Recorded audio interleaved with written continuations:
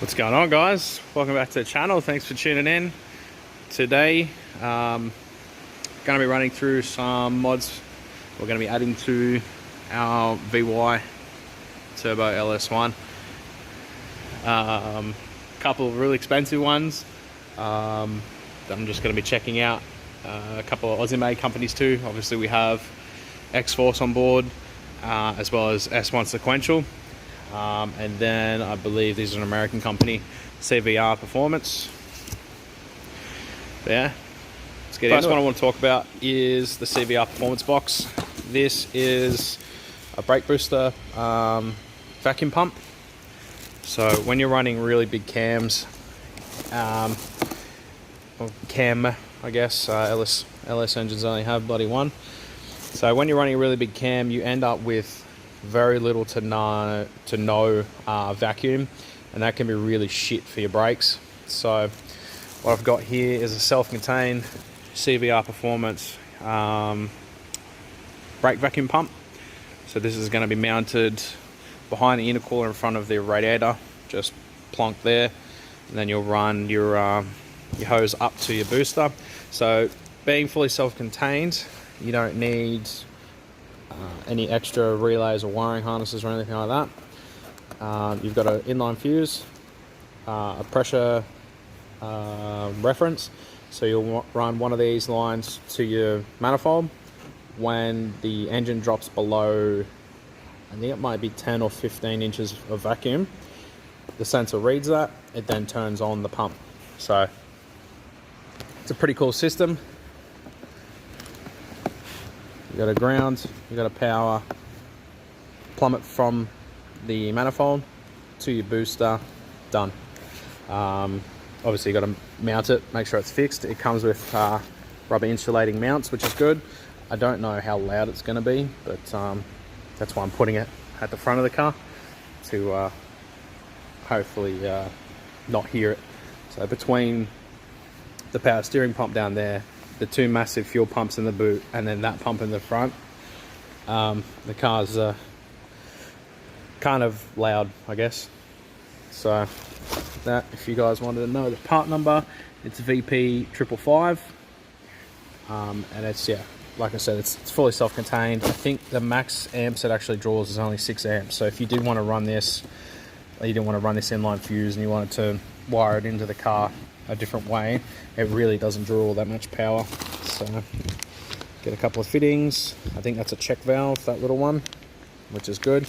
You always need to run those in your brake vacuum system, so when you don't have that vacuum there, what's there is able to stay there.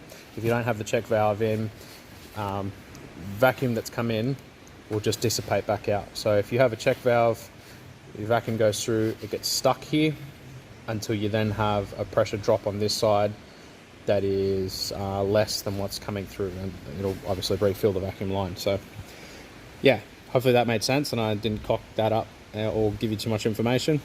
But yeah, that's the first part of what we're going to be doing. All right, first one I want to talk about is the CVR exhaust system. Currently on the car I've got a custom 4-inch turbo back. Hopefully this blade's sharp. Oh god, I don't know if I can do this with one hand. No, alright. I'll talk about it, then I'll open it up. So, at the moment we've got 4-inch off the dump, down under the car, goes into a 100 cell cat, crosses over, down the back, scoots up under the rear of the car, and then I've got a 4-inch round stainless muffler there. And you guys saw in the last video, I actually blew the packing out of that muffler with the 2-step, which obviously caused it to be ridiculously loud now. So I can't believe how much that muffler was actually doing. Being a straight through resonator, like round muffler, it was doing a lot. So it's super loud. My neighbors are really good about a lot of the shit that I do. But even me just thinking to myself, you know, that's been a real dick. I should really sort that out. So what I've gone and done is I bought a twin 3-inch X-Force system with a Varex. I'll get stuck in it opening up and we'll check it out. All right, shout out to the boys at X-Force. Is you guys new exhaust system. So currently on the car, I've got It probably took me longer to unbox than it is going to take me to talk about it, so thanks for that, guys. So the cat back is a dual 3-inch.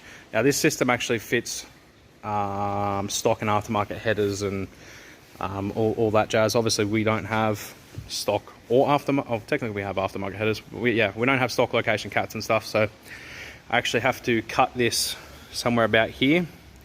Then I'm gonna have to cut my 4-inch exhaust, route it over to this direction, squeeze the 4-inch to a sort of an oval, so that it fits this. And then yeah, once I've made the dump, then feed into this, we'll have the cat further up and what have you. We've then got dual, I think it's 409 stainless, 2 mufflers out the back down to the bottom to flange, and then we have this unit here. That's same flange as that one there, so it's going to bolt up straight up. We have polished, I think this is mirror stainless, that's probably just brush stainless, but it's a Verex unit, which is, if you're not familiar with what X-Force Verex is, this motor controls a valve inside the muffler here. So when the valve is all the way open, you're on the loud setting, and you'll have 2 in, straight through, 2 out. So you'll have as loud as possible, as loud as the mufflers will allow. When you have this valve closed, I'm pretty sure it's going to come in, it's going to circulate up, around, and then out. So you take full use of this as a stock type sort of muffler, where you've got different chambers that that dampen the resonance of the exhaust. So there's a connector there, there's a fitting kit here. I'm assuming it's very straightforward. So you'll have that connector is going to run to 12-volt source, which is that. So that goes to there. That I'm pretty sure you can probably just hardwire if you wanted to, but I'll plug it in as an accessory item. Then that is going to go to your control box. So you've got a control box here, which has a transponder that talks to a little key ring that you have on the keys. So you don't have to have a switch or a dial in the car. You can actually just click the button, hold it in, car goes quiet. I'm pretty sure you can tap it a couple of times and it'll turn the valve just in little increments, so you can get, you know, part way in between to being full loud and full quiet, or you can just hold the A button, it goes full loud, hold the B button, goes full quiet. So I'm pretty stoked about that. I've been driving this car at full noise since it was built, and I think it's about time we dampen some of that bloody noise, especially for a street car. I remember actually I posted a video when I probably had the car on the road as a turbo car for maybe a week or so, and I was stoked, and I put up a video and I actually said, you know, I'm probably not going to drive this as a daily because it's ridiculous, it's loud, it chews fuel. And here we are, you know, I think 8 months later, I'm still driving it, it's still loud, it still chews fuel. So we're doing something about that. So yeah, that's the exhaust.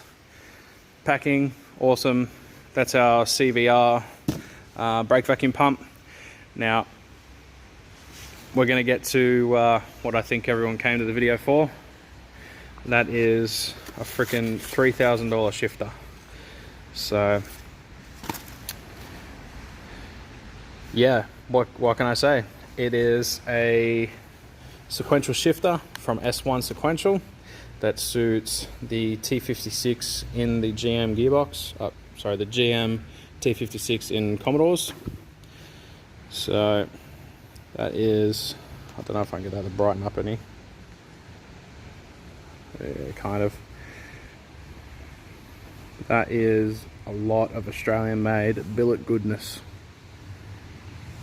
So even all the mechanical parts They're all, I don't know if they're going to be billet, but they're all milled. They're all CNC'd.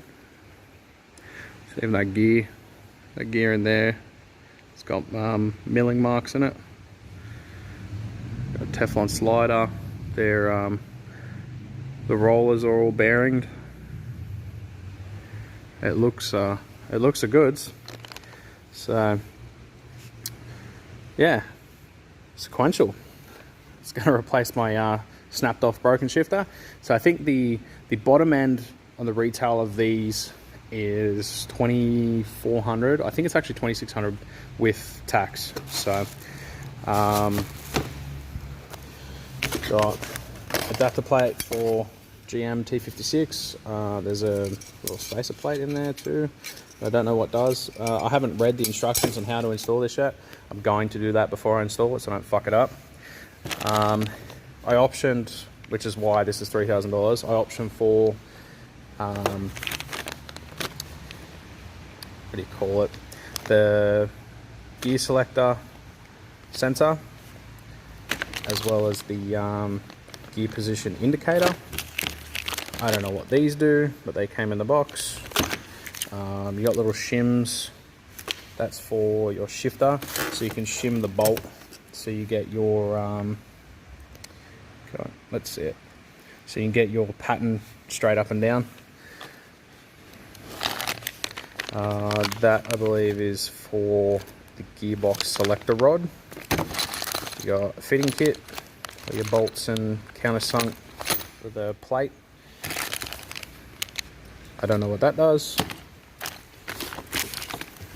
But yeah, that is a really expensive, really cool product from S1 Sequential.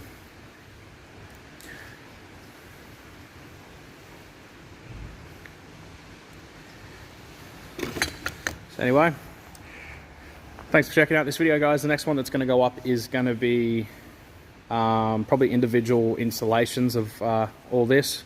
I'm going to try and get most of it done, or what I can done today, so I can bloody go home. It's a Sunday. I shouldn't be at work. I should be having a bit of a relax, a couple of beers, but got to do what you got to do. Hope you enjoyed this one, guys. We'll catch you in the next one.